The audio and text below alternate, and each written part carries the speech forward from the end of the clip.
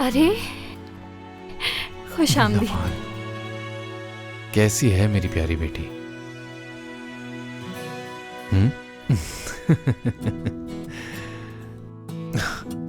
जानती हो तुम बेटा कि जब भी तुम उदास होती हो कोई ना कोई काम शुरू कर देती हो। अब जैसे अलमारी से सारे कपड़े निकालकर वापस डाल रही हो।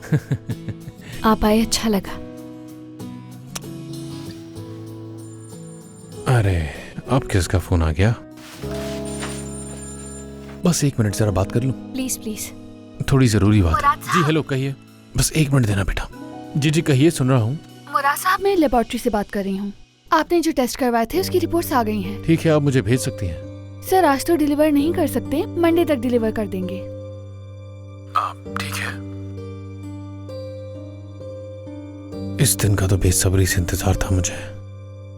अच्छा ठीक है, मैं आता हूँ कुछ देर में आपके पास। ठीक है ना?